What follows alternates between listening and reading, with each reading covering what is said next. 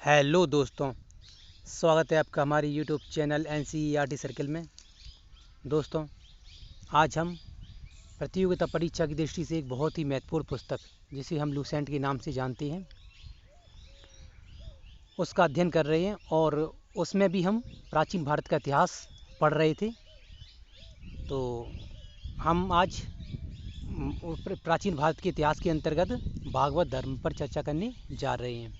ठीक है, तो शुरू करते हैं। भागवत या वैष्णव धर्म। ठीक है, भगवान विष्णु को इष्ट देवता मानने वाले लोग वैष्णव कहलाते हैं और इनका धर्म वैष्णव धर्म कहलाता है। ठीक है, आगे कह रहे हैं वैष्णव धर्म का प्राचीन रूप भागवत धर्म है। तो जो वैष्णव धर्म है, इसका प्राचीन रूप क्या है, प्राचीन नाम क्या है? तो भागवत धर्म। ठीक है, भागवत धर्म के अंतर्गत वासुदेव या कृष्ण की पूजा की जाती है। ठीक है, आगे देखिए, कृष्ण का सर्वप्रथम उल्लेख छंदोग्य उपनिषद में मिलता है। तो जो कृष्ण का सर्वप्रथम उल्लेख कहाँ मिलता है? तो छंदोग्य उपनिषद में। ठीक है, कृष्ण को वृषणी वंश से उत्पन्न माना जाता है। देखिए दोस्तों, जो कृष्ण हैं उनको किस वंश से संबंधित माना जाता है? तो वृषणी वंश से। ठीक है, आगे देखिए, गुप्त काल में वैष्णव धर्म का सर्वाधिक उत्कर्ष हुआ। तो जो वैष्णव धर्म है या भागवत धर्म है, इसका सबसे अधिक मतलब उत्कर्ष कब हुआ? तो गुप्त काल में। ठीक है, या कह सकते हैं कि ये जो वैष्णव धर्म है या भागवत धर्म है, ये गुप्त काल में अपनी चरम सीमा पर था। ठीक है, इस काल के साहित्य एवं स्थापत्य दोनों में भागवत धर्म की जानकारी मिलती है। कह रहे हैं कि हाँ, इस काल के साहित्य एवं स्थापत्य में दोनों में भागवत धर्म की जानकारी मिलती है। ठीक है, सभी गुप्त साम्राज्य भागवत धर्म के अनुयायी थे। अरे सभी गुप्त साम्राज्य, जितने भी गुप्त साम्राज्य थे, सभी भागवत धर्म के अनुयायी थे। ठीक है, और परम भागवत की उपाधि धारण करते थे। किसकी? तो परम भागवत की। ठीक है, वो खुद को परम भागवत मतलब का दर्जा देते थे। ठीक है, या उपाधि धारण करते थे। ठीक है, उत्तर भारत की भांति दक्षिण भारत में भी वैष्णव धर्म का प्रचार हुआ। तो उत्तर भारत में ही मुख्य रूप से ये वैष्णव धर्म मतलब शुरू हुआ था, उसके साथ साथ ये दक्षिण भारत में भी फैलने लगा था। ठीक है, दक्षिण भारत में वैष्णव संत अलवार के नाम से जाने जाते थे। तो जो दक्षिण भारत में ये जो वैष्णव धर्म की संत थी, ये किस नाम से जाने जाते थे? तो अलवार के नाम से। ठीक है, आगे देखिए, अलवार संतों के गीतों का संकलन नायलार प्रबंधन अथवा तमिल प्रबंधन में किया गया है। तो जो आलवार संत थे, इन्होंने जो गीत वगैरह लिखी थी, है ना, इनका मतलब संकलन या इनको कहाँ पर संजू कर रखा गया है, कहाँ पर लिख कर रखा गया है? तो नायलार प्रबंधन अथवा तमिल प्रबंधन में। ठीक है, अब आगे देख लेते हैं, ये विष्णु धर्म के 10 अवतार हैं।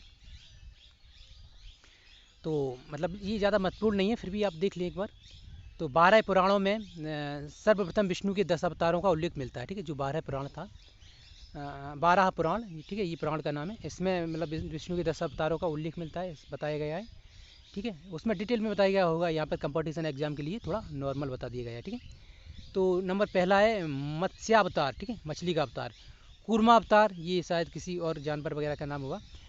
बाराह अवतार, बाराह यानी सुअर होता है। ठीक है, नरसिंह अवतार, ये मतलब शेर का अवतार होता है। ठीक है, वामना अवतार, ये मतलब एक विशाल का बानर का अवतार होता है। ठीक है, आगे देखिए, परशुराम अवतार, परशुराम तो आप जानते ही। ठीक है, उनका अवतार। राम का अवतार। ठीक है, कृष्ण का अवतार, बुद्ध का अवतार। ठीक है, कल की या भावी अवतार। ठीक है, तो ये 10 अवतार हो गए विष्णु के।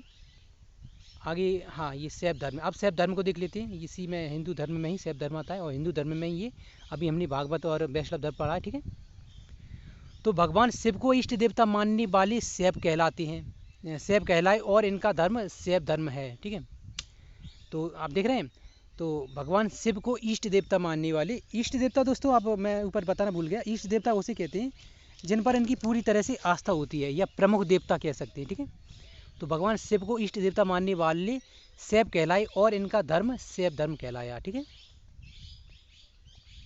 आगे देखिए, शिव की प्राचीनता प्राग ऐतिहासिक है। कह रहे हैं शिव की प्राचीनता प्राग ऐतिहासिक है, ठीक है, मतलब बहुत पुराना धर्म है ये, इससे मतलब शिव बहुत पुरानी समय से पूजे जा रहे हैं, ठीक है। आगे देखिए, हड़प्पा सभ्यता के अंतर्गत शिव की पूजा उपासना के प्रमाण मिलते हैं। तो दोस्तों हड़प्पा सभ्यता जो सिंधु घाटी सभ्यता है ना, इंडस वैली सिविलाइजेशन, तब से शिव की पूजा हो रही है, ठीक है। उस समय भी मतलब कुछ प्रमाण मिले हैं, ठीक है, कि शिव की उपासना की मतलब, ठीक है, हो रही है, उस समय भी हो रही थी, ठीक है, अभी नहीं हो रही है। आगे देखिए, ऋग्वेद में शिव का उल्लेख रुद्र के रूप में मिलता है। तो जो ऋग्वेद है दोस्तों, 4 वेद हैं, आपको पता ही है, अगर नहीं पता तो आप पीछे जाके मतलब इसी में ये जो वो है क्या कहते हैं लूसेंट, इसी के और भी अध्याय हैं, ठीक है, चैप्टर हैं, कुछ वीडियोस पढ़ी हैं, मतलब ये उसमें प्ले लिस्ट में आप उसको जाकर देख लें तो आपको सभी वेदों की जानकारी मिल जाएगी, ठीक है। तो कह रहे हैं ऋग्वेद में शिव का उल्लेख रुद्र के रूप में मिलता है, ठीक है। ये क्वेश्चन बन सकता है कि ऋग्वेद में शिव का क्या मतलब किस रूप से उल्लेखित किया गया है, किस रूप से वर्णन किया गया है ना। आगे देखिए, कालिदास ने कुमार संभव नामक महाकाव्य में शिव महिमा का वर्णन किया है।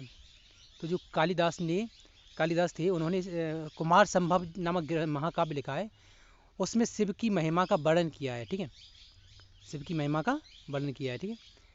और दक्षिण भारत में भी शैव धर्म का विकास हुआ। तो जो दक्षिण भारत है, यहाँ पर भी शिव धर्म का मतलब शैव धर्म का विकास हुआ था, ठीक है। आगे कह रहे हैं संगम साहित्य में शिव का वर्णन मिलता है। तो जो दक्षिण भारत में जो साहित्य वगैरह लिखी गई थी, उसमें संगम साहित्य में शिव का मतलब वर्णन है, ठीक है। दक्षिण भारत में शैव संत नयनार के नाम से जाने जाते थे। तो वैष्णव धर्म के जो संत थे वो किस नाम से, तो अलवार के नाम से जाने जाते थे, और ये शैव धर्म के ये नयनार के नाम से, ठीक है। तो ये आप याद रखें, ठीक है। शैव ग्रंथ पेरीय पुराणम 63 नयनार संतों का उल्लेख है। तो देखिए, ये देखिए आप अच्छे से, तो जो शिव ग्रंथ है पेरीय पुराणम, इसमें 63 नयनार संतों ने मतलब इसको मिलकर लिखा है, ठीक है, या उनका जो भी ज्ञान वगैरह है उसमें संजू कर लिखा गया है, ठीक है। शैव धर्म में पशुपत नाम मत के प्रवर्तक लकुलीस थे, सॉरी, शैव धर्म में पशुपत नाम मत के प्रवर्तक कौन थे, तो लकुलीस, ठीक है। आगे देखिए, धर्म से संबंधित महत्वपूर्ण तत्व देख लेते हैं, ठीक है। अष्टांगिक मार्ग का मूल स्रोत तैत्तिरीय उपनिषद में मिलता है, उपनिषद में है या मिलता है की बात है। तो अष्टांगिक मार्ग का जो मूल स्रोत है, ये तैत्तिरीय उपनिषद में मतलब मिलता है, लिखा हुआ है, ठीक है। मेगास्थनीज ने हेरीक्लीज या मतलब हेरीक्लीज यानी कि कृष्ण एवं डायोनीसस शिव की पूजा का उल्लेख किया है। तो जो मेगास्थनीज था, इसने हेरीक्लीज तो कृष्ण को कहा है और डायोनीसस कहा है शिव को, ठीक है, और इनकी पूजा का मतलब उसमें वर्णन भी किया गया है, ठीक है। देखिए, कापालिक संप्रदाय के इष्ट देव भैरव हैं, जिन्हें शिव का ही अवतार माना जाता है, समझ रहे हो। तो ये कापालिक संप्रदाय है एक, इनके इष्ट देवता कौन है, तो भैरव, ठीक है, और भैरव को भी शिव का ही अवतार माना जाता है, ठीक है। आगे देख लीजिए कहाँ पर है, हाँ यहाँ से देखना है। वीर शैव संप्रदाय के प्रवर्तक बशव नामक एक ब्राह्मण था। तो जो वीर शैव संप्रदाय है, इसके मतलब जो प्रवर्तक थे वो बशव नामक कोई ब्राह्मण थे, ठीक है, जो कलचुरी वंश के शासक विजय के मंत्री थे, ठीक है। जो कलचुरी वंश के शासक थे, उनके मतलब क्या थे, तो मंत्री रहे थे, ठीक है, होंगे या रहे थे की बात है। कश्मीरी शैव संप्रदाय के प्रवर्तक वसुगुप्त थे। तो जो कश्मीरी शैव संप्रदाय है, इसके प्रवर्तक कौन थे, तो वसुगुप्त, ठीक है। कश्मीरी शैव संप्रदाय के प्रवर्तक कौन माने जाते हैं, तो वसुगुप्त, ठीक है। आगे देख लेते हैं। बौद्ध संघ में प्रवेश के लिए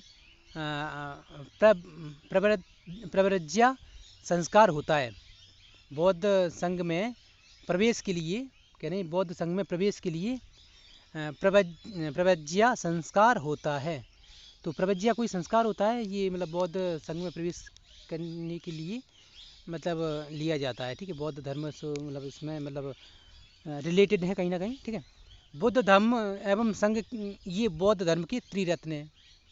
यहाँ पर बौद्ध धर्म कहाँ से इंक्लूड हो गया भाई, यहाँ होगा, खैर आगे देखते हैं। तो बुद्ध धर्म में धम्म संघ एवं हाँ बुद्ध धम्म एवं संघ ये बौद्ध धर्म की त्रिरत्न मानी जाती हैं या हैं ही, ठीक है। जैन धर्म के दिगंबर संप्रदाय से संबंधित यापनीस संप्रदाय था। तो कह रहे हैं जैन धर्म से संबंधित दिगंबर संप्रदाय क्या था, तो उसका क्या मतलब इससे संबंधित क्या था, तो यापनीस संप्रदाय, ठीक है। जैन धर्म का जो दिगंबर संप्रदाय था उससे भी संबंधित है एक संप्रदाय जिसको यापनीस संप्रदाय कहते हैं, ठीक है। प्रथम शताब्दी ईसा पूर्व में कलिंग के चेदी वंश के शासक खारवेल ने जैन धर्म को संरक्षण दिया था। तो देख लेते हैं प्रथम शताब्दी ईसा पूर्व में कलिंग कहाँ पर था, तो दोस्तों ये उड़ीसा में पड़ता है, ठीक है। और उड़ीसा का जो वंश था चेदी वंश का जो खारवेल मतलब वो था एक राजा, ठीक है, जिसका मतलब सम्राट अशोक से भी युद्ध चला था, ठीक है।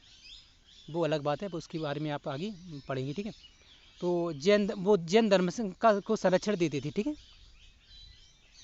आगे कह रहे हैं सर एडम एनाल्ड की पुस्तक the light of the Asia Lalit विस्तार पर आधारित है।